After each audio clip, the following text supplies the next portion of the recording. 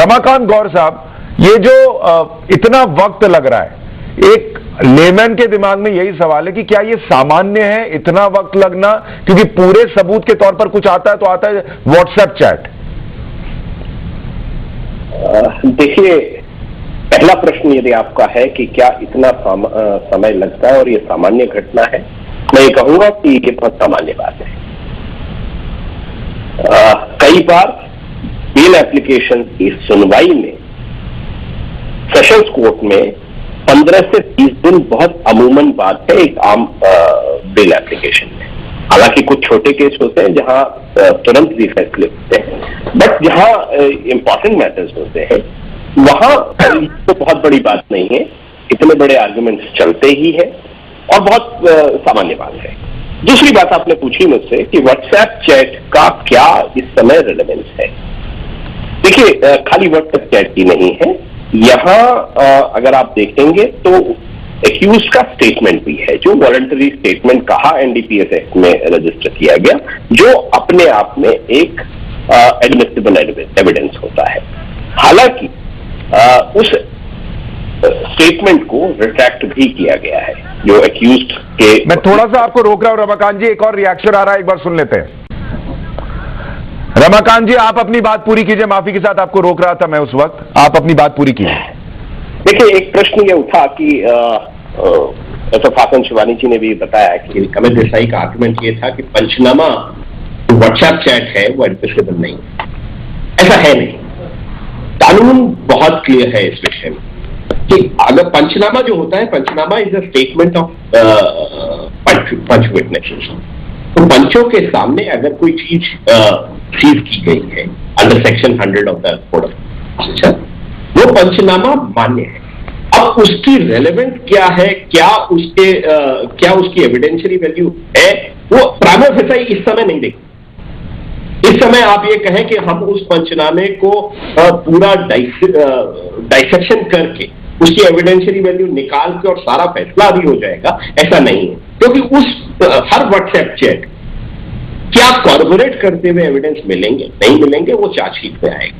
तो इस प्राथमिक स्टेज पर, जो प्राइमा फेसाई स्टेज है, उस पर अगर हम ये कहें कि एक एविडेंस है जिसमें स्टेटमेंट है आर्यन खान का, जो कि वो स्टेटमेंट एडमिसिबल स्टेटमेंट है। दूसरी बात पंचनामा है जो कि रिफ्लेक्ट करता है कि वहां कुछ चैट्स हैं। बट इन सब बातों के कहने के बावजूद कि जब हम पूरे मसले को देखते हैं तो क्या पूरा मसला ऐसा है कि बेल नहीं दी जा सकती या बेल नहीं दी जानी चाहिए? क्योंकि ओवरऑल अगर आप देखें तो टोटल क्वांटिटी का सीजर इस सारे केस में अभी क्या है, 40 ग्राम, जो कि कॉमर्शियल क्वांटिटी नहीं। At the most prima facie जो दिखता है आर्यन खान पर एलिगेशन आता है कि वो कंज्यूमर थे, आर्यन खान कॉमर्शियल सप्लाईज में इन्वॉल्व थे, ऐसा प्राइमा फेसाई एविडेंस से नहीं आता है। संजय हेगड़े साहब, क्या आप इस बात से इत्तेफाक रखते हैं कि इतना वक्त अमूमन कई बार लग जाता है बेल देनी है नहीं देनी है इसको डिसाइड करने में, और जो दूसरी बातें रमाकांत जी कह रहे हैं? देखिए, वक्त तो लगता है, पर जब वक्त नहीं लगना होता है तब नहीं लगता है। आपको याद होगा कि जब आपके ही बिरादरी के जब अर्णब गोस्वामी को उठाए गए थे तो सीधी सुप्रीम कोर्ट की एक फैसला था कि एक दिन भी रखना is a violation of his fundamental rights करके। तो गौर साहब हंस रहे हैं, उनको तो पता है कि मैं क्या कह रहा हूं। नहीं, लेकिन हमारे दर्शकों को भी तो समझाइए आप क्या कह रहे हैं। आप दोनों वकील आपस में बोल के समझ लेंगे, दर्शकों को भी तो समझ में आए। आप जो कह रहे हैं कि मिलना होता है तो मिल जाता है, नहीं मिलना होता तो नहीं मिलता है, ये फिर अटकता का है मामला। और संजय जी, मेरी याददाश्त में इसी केस में जो 100 किलोग्राम का भी सीजर का केस रहा होगा, उसमें भी एएसजी लेवल का कोई लॉ ऑफिसर नहीं अपीयर हुआ। तो ये एक पता नहीं बड़ी अजीब सी बात है कि जब 46 ग्राम के सीजर में एएसजी अपीयर हो रहे हैं, बाकी सारे मैटर्स तो महाराष्ट्र में कोई और सरकारी मैटर ही नहीं रह गया कि एएसजी को आर्यन खान की बेल के लिए उतरना पड़ा। देखिए, एक जब सोली सोराब जी पहले बार अटॉर्नी जनरल बने थे तो नानी पालकीवाला साहब ने एक खत लिखा था, और उस खत में उन्होंने अमेरिका के एक मैक्सिम को दिखाया गया, कोट किया था, that the prosecution does not have any victory to win. In the United States benefits when justice is done according to the law. यहां अभी ऐसा है कि full justice, full process, full सब कुछ चल रहा है। ठीक है, मैं इस बात से और कोई ये नहीं चाहता है, ना इन्वेस्टिगेटर, ना जज, ना जो प्रोसिक्यूटर या एडिशनल सोलिसिटर जनरल, कि हम में कुछ कमी रह गई। रमाकांत गौड़ साहब, आ रहा हूं शहजाद आपके पास भी। रमाकांत गौड़, अलवी जी ने बहुत सुंदर तरीके से आर्यन खान की इनोसेंस पर प्रकाश डाला। तो आप किसी की इनोसेंस पर मीडिया में कह सकती हैं, तो मीडिया ट्रायल आर्यन खान का हो रहा है या एनसीबी का हो रहा है, ये देख लें। दूसरी बात, मेरे को थोड़ा सा अजीब लगा कि प्रधानमंत्री का नाम और अमित शाह जी का नाम किसी भी वजह से इस डिबेट में आए, ये थोड़ा सा बड़ी वियर्ड सी बात हो। एक केस है जिसके जो एक मटेरियल, जो एक गरिमा है डिबेट की, वो उसके बीच में रहे। मतलब उससे बाहर हम जाते हैं, जब हम ब्रीफ से बाहर जाते हैं कि माननीय प्रधानमंत्री को बीच में घसीट लाएं और कहे कि प्रधानमंत्री कुछ कर रहे हैं, तो ये बड़ा अजीब सा लगता है। चांदी जी ने कहा कि बेल जो है वो as a matter of right है और सबको मिलना चाहिए। मैम, मेरा यही कहना है कि लॉ कमीशन ने भी कहा, सुप्रीम कोर्ट ने भी कहा, बट ये इत्तेफाकन 2014 से आपकी भी सरकार है। इस संदर्भ में कोई बहुत ज्यादा किसी भी सरकार ने, ना आपकी ने ना कांग्रेस ने, कभी कोई बहुत प्रोएक्टिव स्टेप नहीं लिया। कई हजार लोग, आर्यन खान तो छोड़ दीजिए 10 दिन, 15 दिन, 20 दिन की बात, कई हजार लोग कई वर्षों से जेल में हैं और उनको प्रॉपर लीगल रिसोर्स नहीं मिल पाते हैं in spite of presence of a proper system. मतलब बहुत सारा सिस्टम है, उसके बावजूद भी उन हजारों लोगों की बेल एप्लीकेशन बोर्ड पर नहीं आ पाती है। मैं खुद भुक्तभोगी हूं एज ए वकील कि 8-8 महीने बेल एप्लीकेशन बोर्ड पे नहीं आती है हाईकोर्ट से, और ऐसा हुआ है। पीछे ही देख लीजिए, सुप्रीम कोर्ट ने एक टिप्पणी की कि जहां 6 महीने लगभग एक व्यक्ति की एंटिसिपेटरी बेल पटना हाईकोर्ट के बोर्ड पर नहीं आई, वह तो अभी दिन ही कितने थे। पर जहां तक बात ये आती है कि व्हाट्सएप चैट एविडेंस, इस केस में व्हाट्सएप नहीं, रमाकांत जी मुझे एक चीज समझाइए। देखिए, मैं कोशिश कर रहा हूं कि वो प्रश्न पूछूं जो लोग घर पर अगर इस केस को फॉलो कर रहे हैं तो उनके मन में आ रहा होगा, एक लेमैन के तौर पे, कि अगर किसी के पास, अभी पंचनामे पे मैं नहीं जा रहा हूं, मैं कह रहा हूं अगर आपको एक व्हाट्सएप चैट मिला है कि भाई मान लीजिए कोई बातचीत, तो मान लीजिए मैं और शहजादी व्हाट्सएप पे कुछ बात कर रहे हैं, क्या ये इतना बड़ा एविडेंस है कि इसके आधार पर किसी को बेल दी जाए या न दी जाए ये तय हो और इतना वक्त लगे? ये इतना बड़ा एविडेंस है क्योंकि ये व्हाट्सएप चैट सब्सिक्वेंट है स्टेटमेंट के।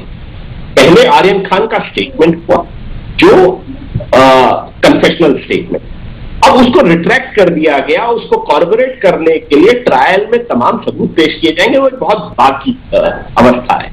आज हम ये कहें कि साहब वो बिल्कुल मान्य सबूत नहीं और इस स्टेज पे डिस्कार्ड कर दिए जाए, ऐसा न कोई कानून है।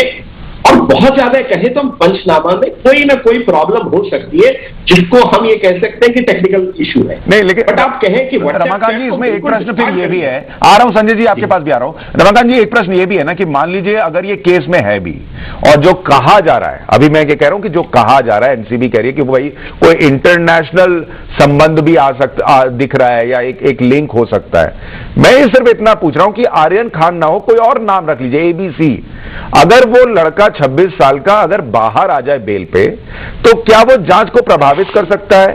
क्या वो कुछ ऐसा कर सकता है कि उसको बेल नहीं दी जानी चाहिए?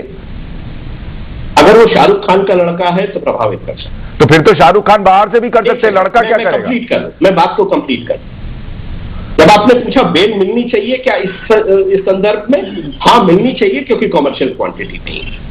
क्या वह व्यक्ति इन्फ्लुएंशियल होते हुए जांच को प्रभावित कर सकता है, गवाहों को प्रभावित कर सकता है? ऐसी स्थिति में कोई नई बात नहीं है कि गवाहों को कैसे प्रभावित किया जाता है, कैसे अधिकारियों को प्रभावित किया जाता है, कैसे कैसे क्या किया जाता है, इस देश में रिकॉर्ड है। सर रमाकांत जी, वो 26 साल का लड़का, अगर आप सोचते हैं इतना इन्फ्लुएंशियल है कि वो गवाह प्रभावित कर सकता है, वो इसलिए कर सकता है, आपके दिमाग में ये इसलिए आ रहा है क्योंकि वो शाहरुख खान का बेटा है, तो शाहरुख खान तो बाहर ही है, करना होगा तो वो ही कर देंगे। सर आपको याद हो तो BMW ट्रक बन गई थी, वो एक केस बहुत लंबा चला कि BMW ने हिट किया और वो ट्रक बता दिया गया। तो ऐसा इस देश में पहली बार नहीं। संजय हेगड़े जी, आप रिस्पॉन्ड करना चाह रहे हैं? आ रहा हूं आपके पास भी, श्वेता जी और शहजाद। दो चीज मैं आपके व्यूअर्स को बता दूं। रमाकांत जी, जो अभी एक बात संजय हेगड़े जी कह रहे थे कि इस केस में सब कुछ नॉर्मल नहीं हो रहा, तो देखिए मैं तो वकील हूं नहीं, आप अगर थोड़ा बेहतर समझाएं।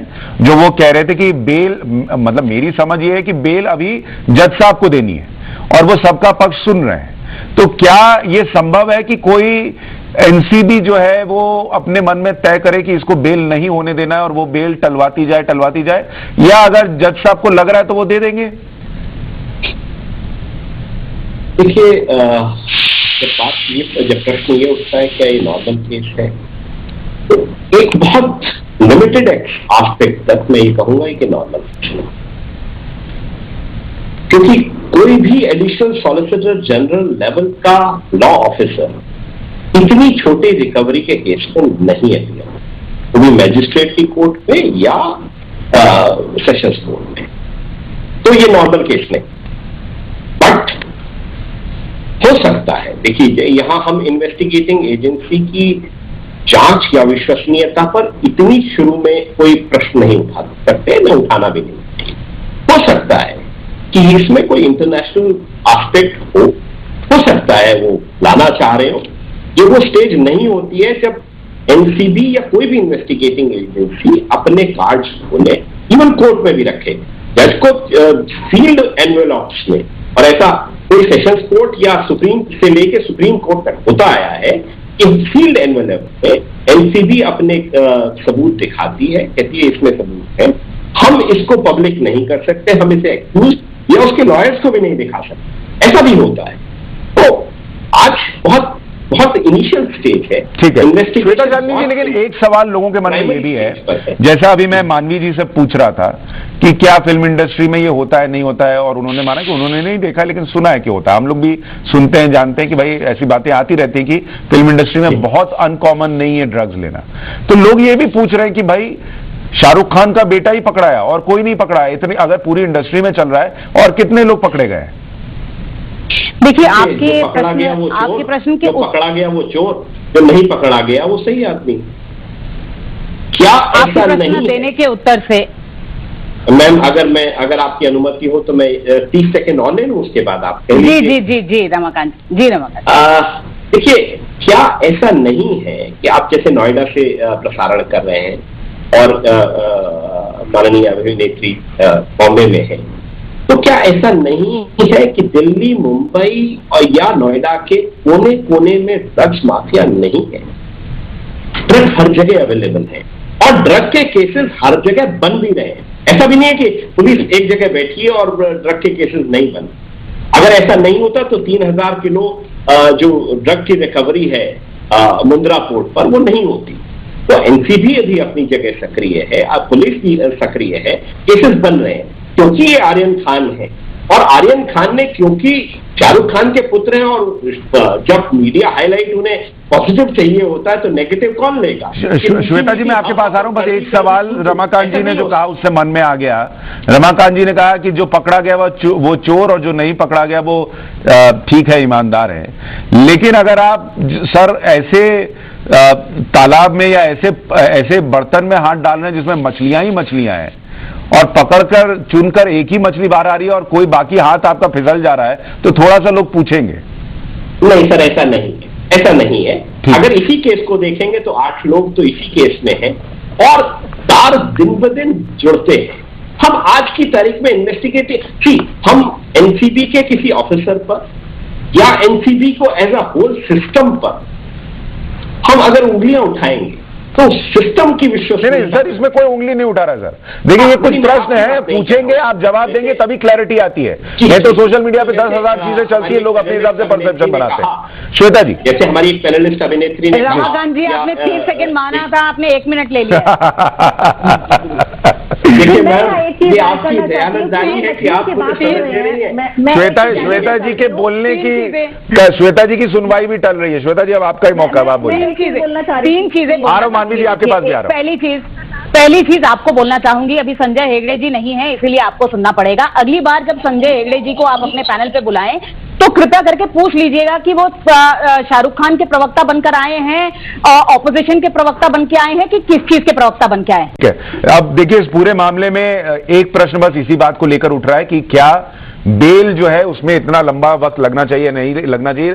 आर्यन खान को छोड़ देना चाहिए, नहीं छोड़ना चाहिए, तो जजेस को तय करना है। पूरी सुनवाई चलेगी, जेरा होगी और उसके बाद तय होगा। लेकिन बेल को लेकर जो लोगों के मन में सवाल था, हमने कोशिश की कि आप लोगों के जरिए उन सवालों के जवाब मिले। आप सभी का बहुत शुक्रिया आज राष्ट्रवाद में इस चर्चा में जुड़ने के लिए। एक छोटे से ब्रेक ले रहे हैं।